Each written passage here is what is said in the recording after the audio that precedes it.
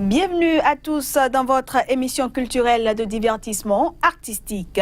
Je suis toujours ravie de vous retrouver sur Sika TV. On commencera cette émission avec le film Le Message, un film qui porte sur la vie du prophète Mahomet qui a été projeté pour la première fois en Arabie Saoudite et ce, plus de 40 ans après son interdiction.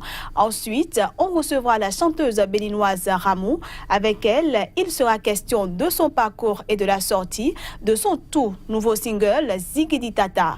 A tout de suite pour le développement.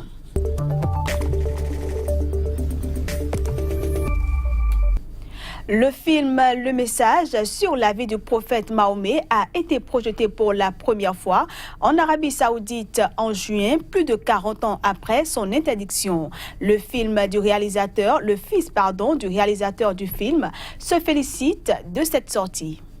La sortie saoudienne du film de l'Américain d'origine syrienne Mustapha Al-Akkad intervient après la levée en mars d'une interdiction de 35 ans des cinémas en Arabie Saoudite à la faveur de la politique d'ouverture inspirée par le prince héritier Mohammed Ben Salman.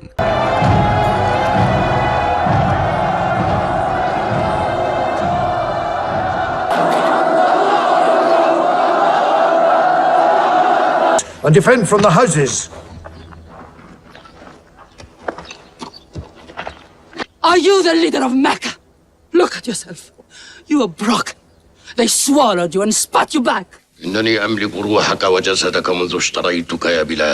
Sorti en 1976, le film Le Message sur la vie du prophète Mahomet avait été interdit en Arabie Saoudite, un pays abritant les lieux les plus saints de l'islam et où des responsables religieux y avaient vu un sacrilège.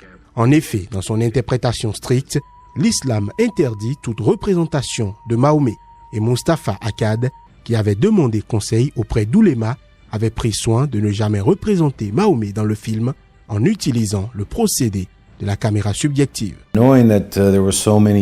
Au vu des nombreuses difficultés avec le roi d'Arabie Saoudite, je suis très heureux qu'il soit maintenant montré en salle et je pense que mon père serait en train de sourire ou comblé de joie. He always intended it to be a big screen event. Mustapha Akkad a toujours voulu que ce soit projeté sur grand écran et c'est comme ça qu'il faut le voir. Nous avons aussi restauré les pellicules originales. Nous avons scanné chaque plan en 4K. Nous avons tout enlevé, toutes les rayures ou cheveux par exemple. Tout pour le rendre parfait. Nous avons aussi intensifié les couleurs comme jamais. And then we even boost the color to places it couldn't go before. Even if you've seen the film, you've never seen it look. Même si vous avez vu le film, vous ne l'avez jamais vu ou entendu aussi bien. Et si vous n'avez pas vu le film, il faut le voir au cinéma sur grand écran. Refusé par Hollywood, le film avait été tourné en 2 versions, anglaise et arabe, au Maroc et en Libye, avec des financements koweïtiens et libyens. La version anglaise a été tournée avec les acteurs Anthony Quinn et Irène Papas. On retrouve à présent notre invité qui est déjà dans ce studio.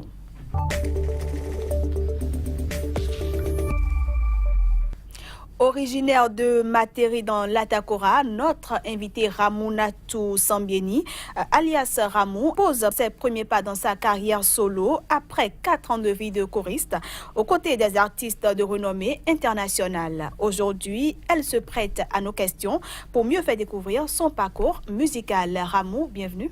Bonjour, Candice. Vous allez bien? Alors Ramou, vous êtes une artiste qu'on ne présente plus aujourd'hui, mais cela n'empêche qu'on essaie d'en savoir davantage sur votre parcours. Alors au départ, vous étiez choriste, je le disais tout à l'heure, vous avez eu à collaborer avec plusieurs artistes, dont Saboranda Nealou, Nel Oliver, Queen Eteme, Manu Dibango et bien d'autres. Cette étape était-elle vraiment nécessaire pour votre carrière ?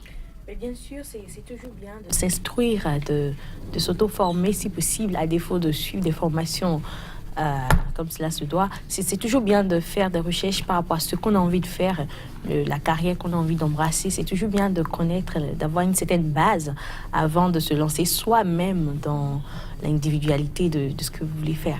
Alors, j'ai trouvé vraiment important et vraiment primordial pour moi de faire ce petit chemin de choriste, de scène, de studio, en essayant de visiter plusieurs styles de musique, de chanter plusieurs styles, plusieurs rythmes, d'accompagner moult artistes qui font différents types de musique. Et tout ça m'a permis d'avoir un background un peu solide pour entamer ma carrière solo.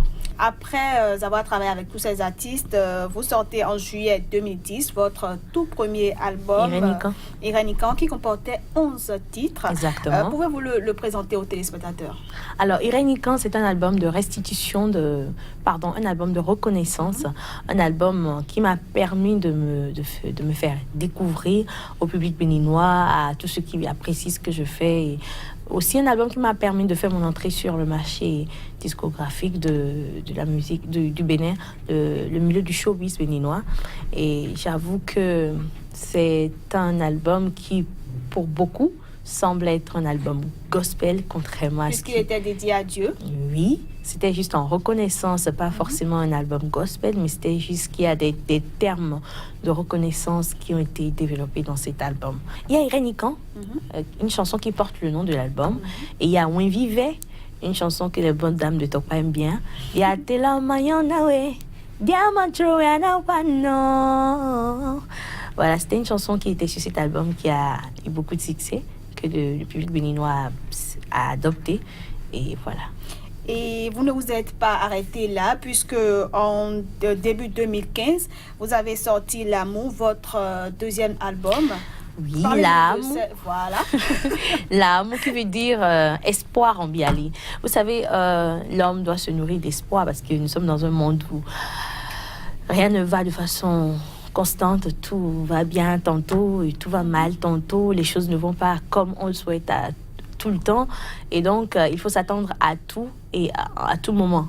Alors, la meilleure façon de vivre un peu moins stressé, c'est de toujours garder espoir et de se dire que demain sera meilleur. Le bonheur me viendra. J'ai ma part de bonheur à recevoir dans ce monde rempli de tout ce qu'il comporte, mais je suis sûre et certaine que pour moi viendra très bientôt.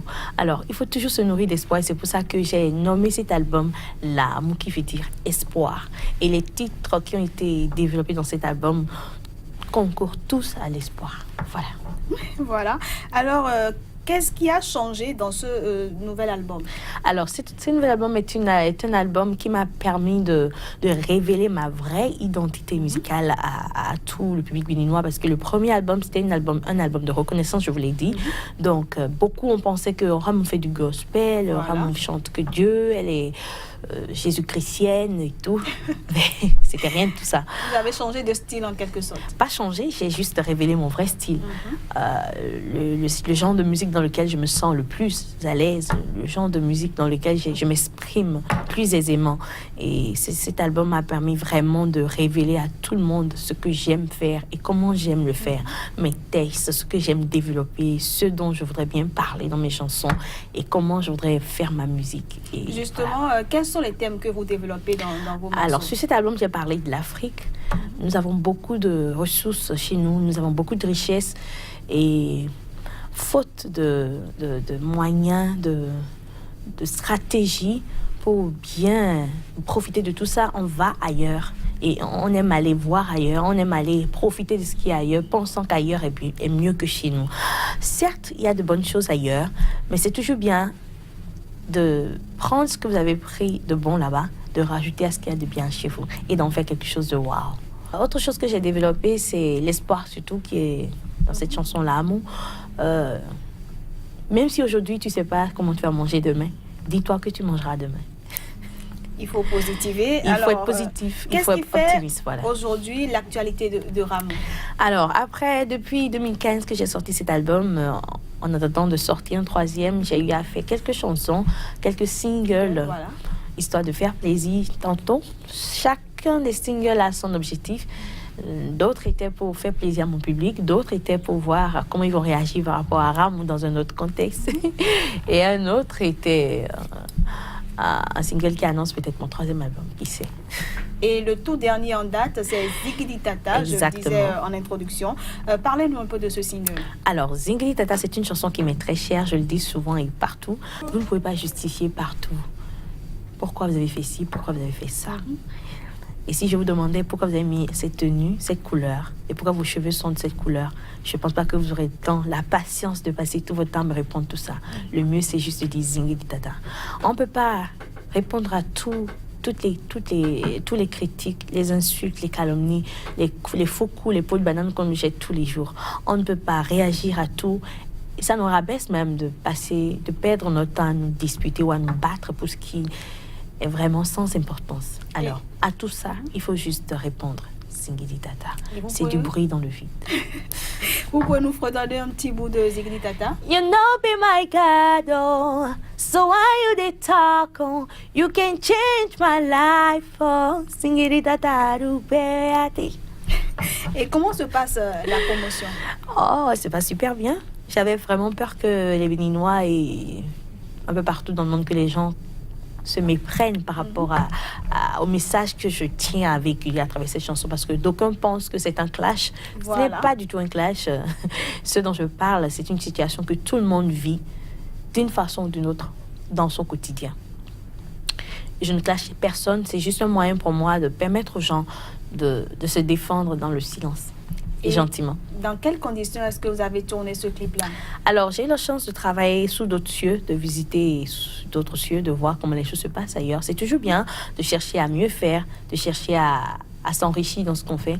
Et j'ai fait un tour à LA, à Los Angeles, aux États-Unis, où j'ai eu la chance de tourner cette vidéo avec une très belle équipe, des gens professionnels, des gens qui voient les choses autrement, une autre façon de travailler. Et voilà ce que ça donne. On va laisser les téléspectateurs regarder un peu la beauté de ce clip-là. Bien et sûr. puis on revient juste après. Avec plaisir.